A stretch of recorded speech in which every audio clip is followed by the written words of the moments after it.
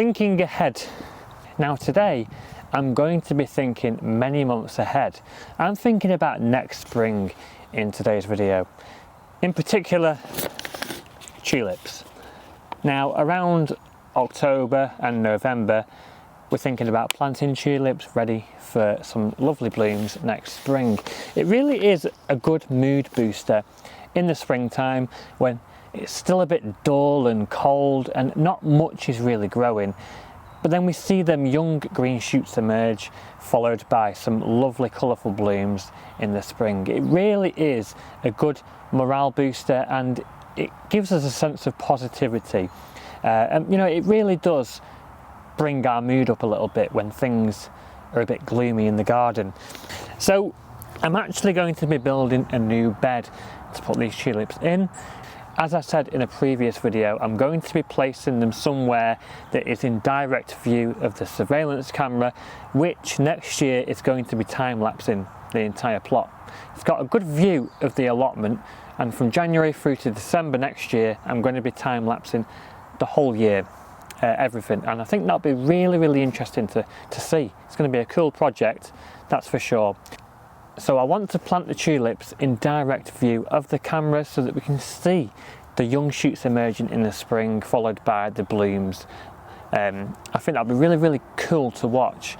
So that's why I'm planting them there. Plus, you know, it's a pretty good location anyway that isn't really used for anything else. It's dead space really. So I'm just going to be building this small bed here. It's like, I don't know, what is that, 1 meter by, that's probably about 1 meter by 80 centimeters, I would say. I've actually measured it to fit in that spot perfectly. So I'm just going to be drilling it together. I'm not really going too crazy. I've got some old bits of wood for the corners, you know, bits of scrap wood, and I'm just gonna put it together. I'm not gonna line it, to be honest with you. This is all old wood anyway, you know, it's just leftover wood. I'm just gonna fill it with spent compost and soil and then just stick the tulips in. But I'm gonna show you how I'm planting them, because I'm not just gonna throw them in, I'm gonna plant them in a particular way.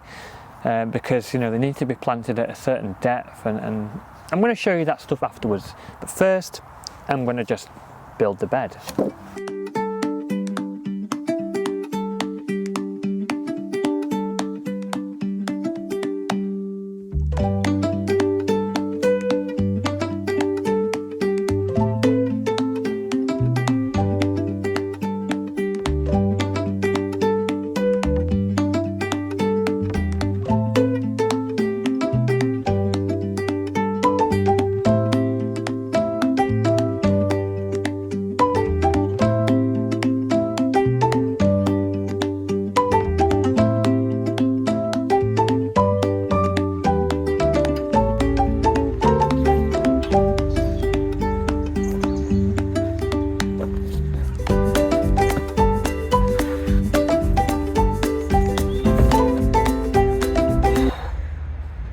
Heavy, considering it's not that big.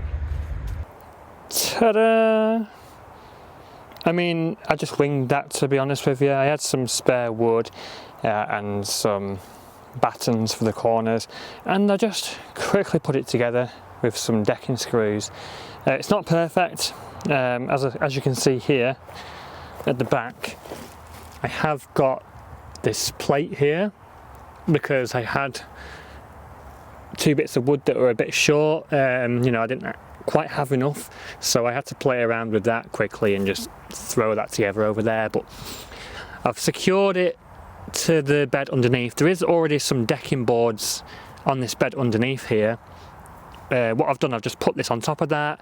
It overlapped slightly, so I've actually put some wood along the bottom, sort of like a skirt, because there's going to be some soil coming out of course.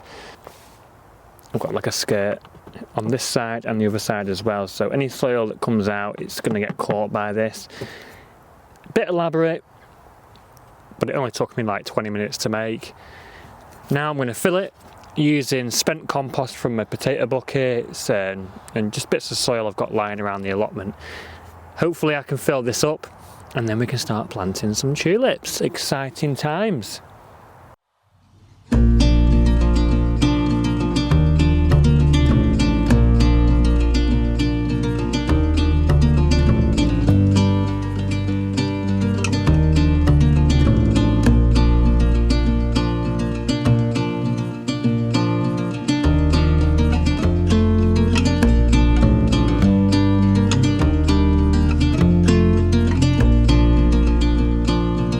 Okay, so that was actually really easy. I just used some of the soil from a pallet collar raised bed, which I am getting rid of because I want there to be a nice path leading into the fruit cage. It's kind of in the way at the moment, so this is the soil from that. I've also topped it up with a bit of spent compost from the potato bucket, so I only used a couple of buckets for that because I want to save quite a bit of it for next year's potatoes.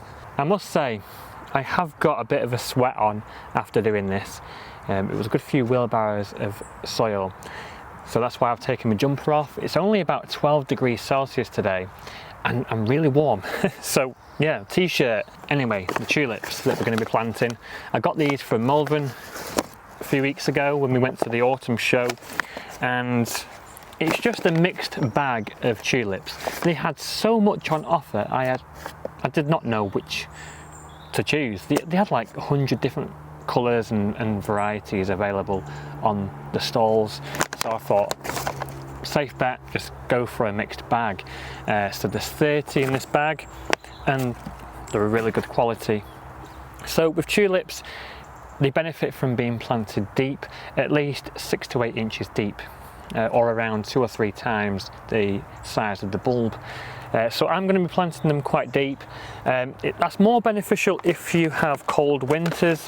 When them young shoots emerge, they can be damaged by hard frosts, late winter, early spring. To be honest, we don't really have cold winters in the UK, not where we live anyway, in the northwest of England. It's relatively mild. We do get some hard frosts, but I've said it now, haven't I? Knowing my luck, we'll have a really cold winter now that I've said that. No, we don't get cold winters like Canada and Northern Europe and places like that. It's relatively mild. Anyhow, tulips. So I read somewhere recently that tulips are actually edible. The flowers are, and the bulbs, although don't quote me on that. Don't go and eat tulips because I've said that, because I don't want to be responsible for anyone getting poisoned. But I read somewhere that during World War II, the Dutch used to eat tulips because obviously there was nothing else to eat. I've heard they're not exactly the most delicious thing to eat, and they're not massive, but they are said to be edible. Although don't quote me on that, you know, it's just what I've read. I'm not going to be doing that. I'd much rather grow them as flowers because, you know, they're not very big and apparently they don't taste very good. But I thought that was very interesting because I didn't know that. So yeah, 30 tulips, and I'm going to be using my hurry knife because I can get a nice deep planting with that. And as I said before, this bed is positioned here purposely right in front of the surveillance camera so that I can time-lapse the growth in the spring, which I think will be really good. And then once these are finished, I'm going to plant some summer flowers which will then bloom in the summer. So, you know, I'm not just going to grow tulips in here and then leave it empty. It's going to be going through the whole year, hopefully. So 30 bulbs, I'm going to try and space them out as best as I can. I'm going to sort of go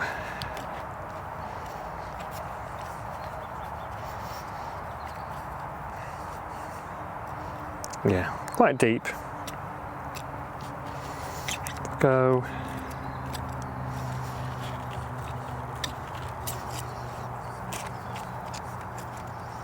I was thinking about doing like a bulb lasagna where I layer different spring bulbs, but I think it'd just be best just doing tulips here. I've got some alliums and daffodils in another bed over there as well. So if we go 4, 8, 12.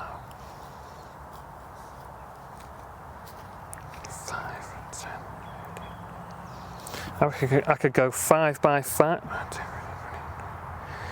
by 6. I think I can do. Now I'm actually going to, this is just a last minute decision, I'm going to stick some bloodfish and bone in there as well when I plant them, because I feel like that will help them a little bit next spring. It's a good all-purpose organic fertiliser, bloodfish and bone, and you know, it's not going to do any harm.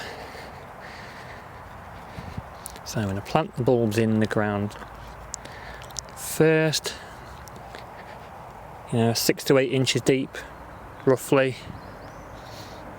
and then I'll sprinkle the bloodfish and bone on top.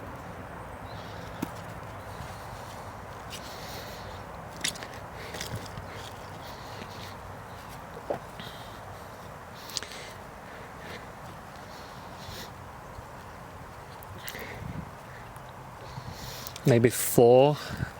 Yeah, I'm probably going to have to do 4 in a row instead, I think.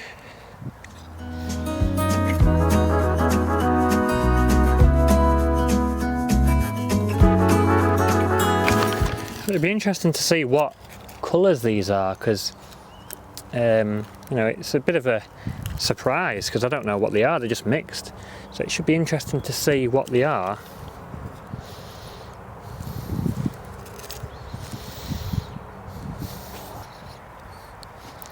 These tulips shouldn't have any problems growing through this soil here because it's really light and fluffy.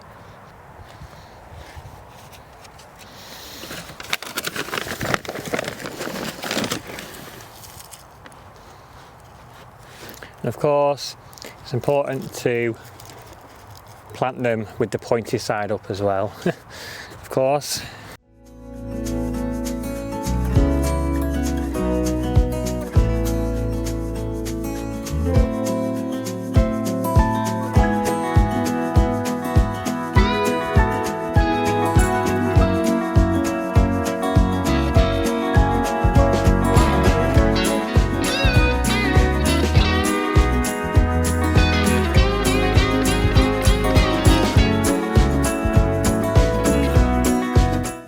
So there we go, that's the tulips planted, 30 bulbs, and I've just topped it off with a bit of mulch as well, to help with the insulation, you know, to keep the warmth in when them young shoots emerge, late winter, early spring. I mean, they can actually emerge quite early, especially if we get a bit of mild weather, but then they can get shocked when we get a bit of cold weather later on.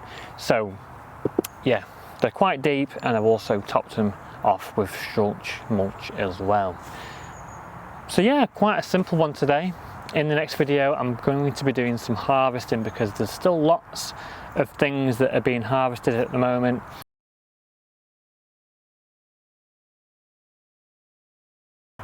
So I'm just going to harvest this red calabash cabbage, which up until recently I actually forgot that I planted.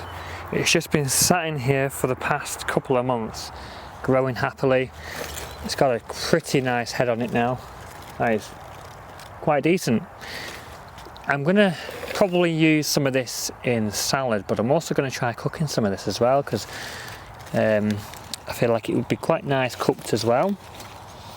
But it is like a salad cabbage for coleslaw and stuff like that. It's got a very thick stalk. There we go. That's all right, isn't it? That's not too bad at all. It's got quite a nice head. It looks pretty clean as well. I'll remove some of them outer leaves. We're not going to be eating those. Although you can eat them. I've seen people still use them and turn them into powder and stuff to add to cooking, but I don't bother with them very much. I just compost them. But yeah, look at that. It's beautiful. It is a beautiful colour.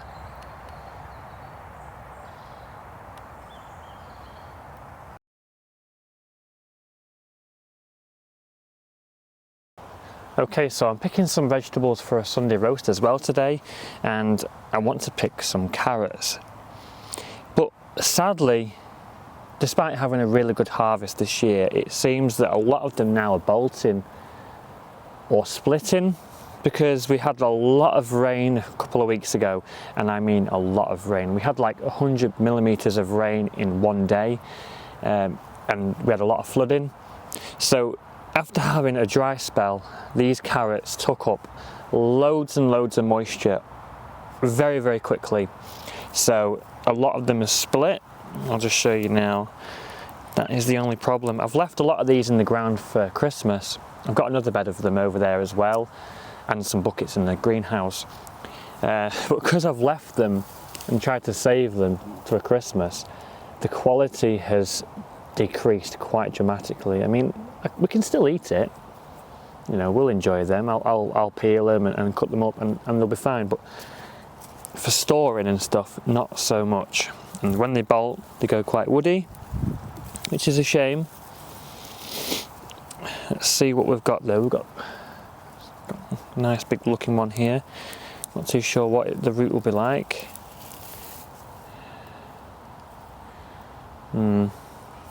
Yeah, see, again, it's split and they're starting to go a little bit manky, to be honest with you. They're starting to go, I think we could save that, but what a good sized carrot.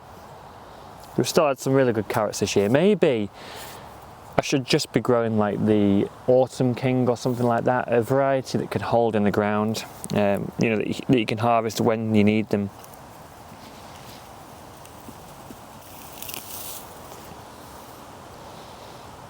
That one's not too bad. That's a heritage variety. It's like a white one, or yellow. It's not the typical orange one.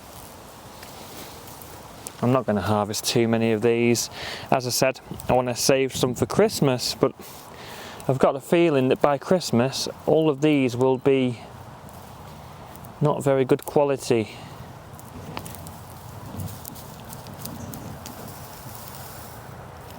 That's quite a good one. It's not split, that one. So we've got 4 carrots there. I think that's enough. I might pick a 5th one. I don't want to harvest too many, you see.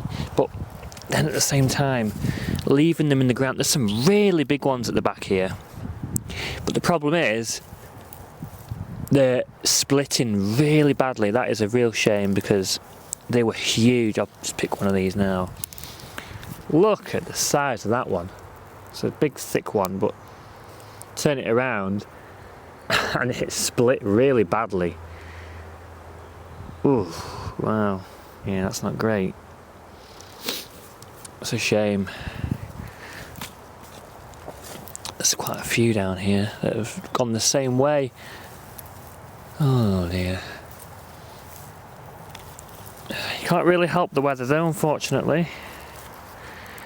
I mean, that one's split and then all the slugs are going in and having a feast. But, you know, I'll wash them out, I'll peel them, I'll cut them up, and, you know, they should still be edible. Yeah, the slugs are having a real feast on these at the moment. I've got to, you know, I'm tempted to pull some out and store them in the shed for a couple of months till Christmas. That way at least they'll be a better quality, because I fear that, you know, if I leave these in the ground any longer, they're just going to they're going to all be gone. But let me know what you think. I'm going to have to make a decision very fast, I think. Seems like we have the same problem every single year with stuff like this. I'll have some really, really good vegetables growing, you know, like different brassicas, carrots, parsnips, whatever, for Christmas.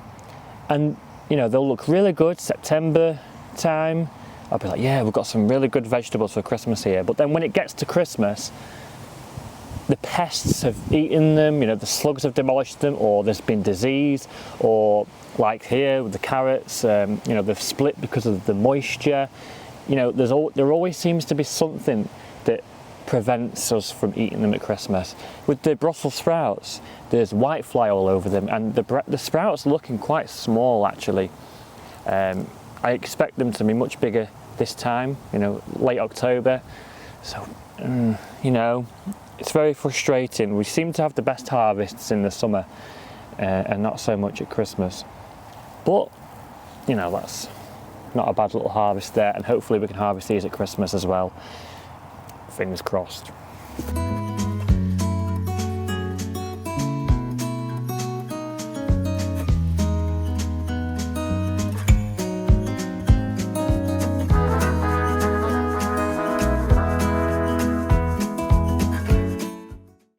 I'm just going to keep doing videos like this, to be honest. Every time I do something, I'm just going to film it, make it into a video, and hopefully you guys can enjoy watching it.